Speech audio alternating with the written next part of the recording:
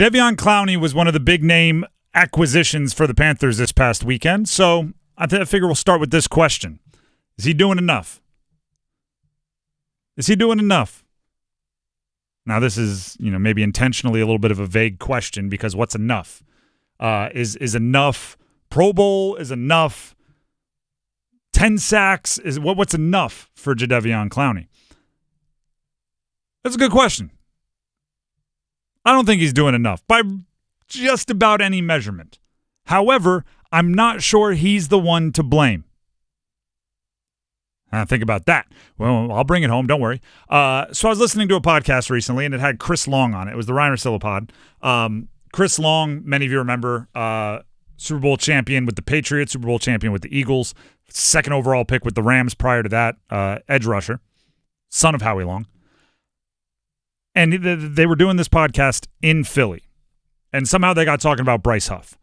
Bryce Huff is an edge rusher for the Eagles that they brought in this offseason and paid a decent amount of money. And he's not playing well. We'll just put it that way. He's not doing enough for Philly, and Philly's struggling. And the fans at this pod kind of got on Bryce Huff a little bit. And Chris Long fought back with his argument being Bryce Huff's working as hard as he possibly can.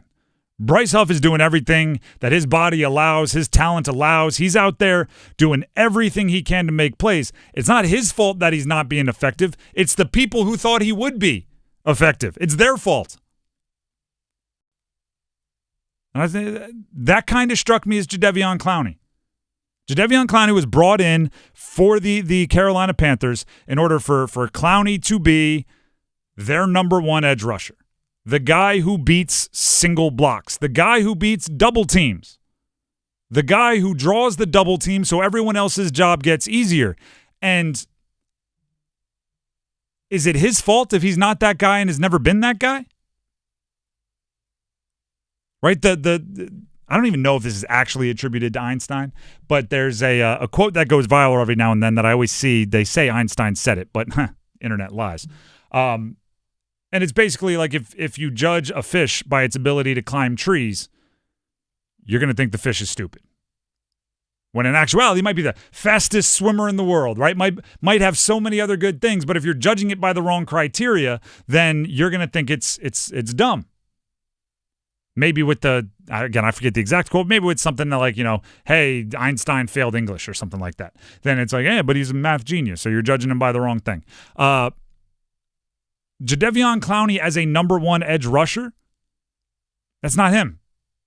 We talked about this preseason. You can go find the clip on our YouTube. His best seasons came when either J.J. Watt, Myles Garrett, or Nnamdi Madubuike were leading the pass rush on the other side. Right? His biggest sack seasons, when he's gotten to the quarterback the most and gotten him on the ground the most, he's been the second guy on his team in sacks. He has never had a super productive season where he was the number one sack guy. Number one sack artist, they call him. There was one year where he was decent, and J.J. Watt was there for the first 6 games of the year, then got hurt. And sure enough, a whole bunch of Jadeveon Clowney's production came in those first 5 or 6 games when J.J. Watt was there. We did that in the preseason. So now look at what's happened since. Jadeveon Clowney has this year, through 4 games, 1 sack, 3 quarterback hurries, 1 quarterback knockdown. Now there's a stat called pressures that just combines all of that. It's just sacks, hurries, knockdowns combined equals 5 pressures in 4 games. Also known as, and I did all this math ahead of time so you can trust it, 1.25 pressures per game. Last season, which is the season that the Panthers should have been judging him off of. He had 9 sacks, 4 hurries, 9 knockdowns. That equals 23 pressures. He played 17 games. Again, math, roughly 1.35 pressures per game. 1.25 versus 1.35. Is it a little less? Yeah, but it's literally 1 pressure every 10 games. That's the difference. Now, you'd like to, having 3 hurries and only 1 sack. Would you rather that be 3 sacks and 1 hurry? Yeah, but a lot of that is decided upon by things outside of his control. Do you get home or not? Could be, did the defensive back make the wide receiver hesitate at the line of scrimmage? Like the pressures, the hurries, the knockdowns, all of those, if you're getting a bunch of them, you're doing your job. The year before last season, Jadeveon Clowney, 12 pressures in 12 games. That's 1 pressure per game. He's basically doing what he's been doing the last 2 or 3 years with better defenses around him 2 or 3 years, like the past. He was with the Ravens. He was with the Browns, playing with Myles Garrett. There's better production around him in the past, and he's doing the same thing with the Panthers. The only issue is the Panthers expected him to be better than this. He's doing what you should expect him to do. It's just the Panthers brought him in with the hope and the wish that he was going to be significantly better than he's been in the past, but they've put him in a worse situation. Now, could you blame, the double teams would have been going to Derrick Brown? Okay. Could you say, they planned on having DJ Wanham on the other side, and both of those guys either have been hurt or got hurt this year and are done already? Sure. But that's a pretty specific deal there. Hey, we brought in Jadeveon Clowney because he's definitely good enough to take advantage of rushing the passer when Derrick Brown is there, but he is obviously going to revert back to what we've seen if and when Derrick Brown gets hurt. That's a little much for me. It goes back to everything we've been talking about with the Panthers, which is it's not a one-year rebuild. We watched the edge rushers. And actually, you know what? This is the only position where we name them after what they do.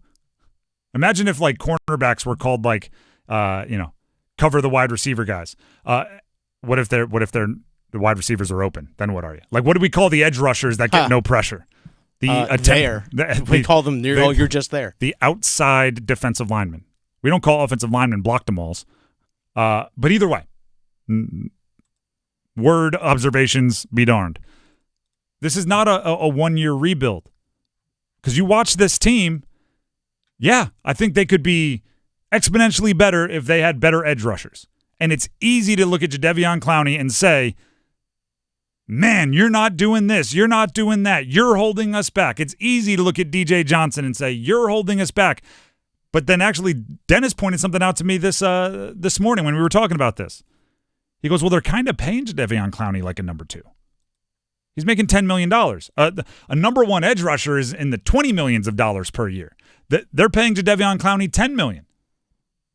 And therein lies the problem.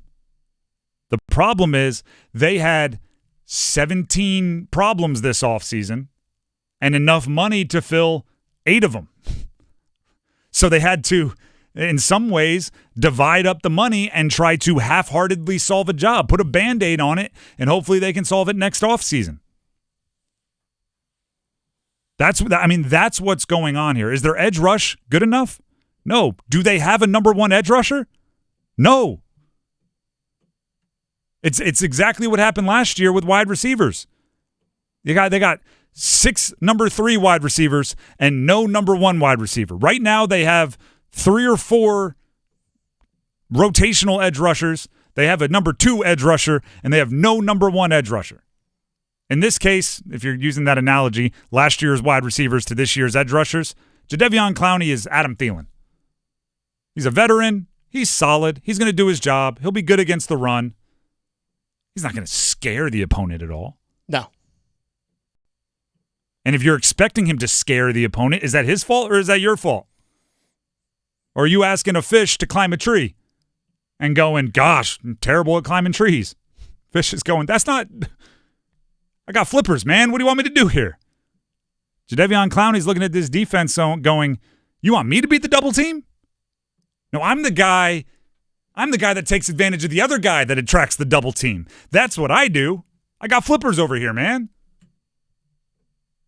Jadeveon Clowney, real quickly here, speaking to the media, talked about facing Caleb Williams, which is obviously a former number 1 overall pick, talking about another number 1 overall pick. Here's Jadeveon. I feel like as a D-line, it's it's a set for us to get to him. That's the only thing I'm thinking is about get to him and try to make him calls. If you watch the games, if you get to him, get pressure on him, he do throw the ball all over the field, just throw it up for grabs. So hopefully we can put some pressure on him to give us throws a few turnovers. Put some pressure on him, so throw us one. That is how it works. Do you know how many pressures I'd expect Jadeveon Clowney to get? 1.25? About 1.25. About 1.35, somewhere in there. 1 or 2.